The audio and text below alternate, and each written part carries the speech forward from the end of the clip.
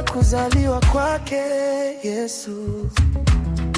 Malaika wa Bwana akashuka kwetu, akamtokea Mama Maria na kumwambia, umebarikiwa sana Maria, hebu sikia, wewe umechaguliwa na utapata mtoto hivi karibuni. Maria hakutegemea, akaogopa, akaja maswali moyoni. Malaika akamjibu, usiogope Maria, Bwana ana sababu na amekupendelea.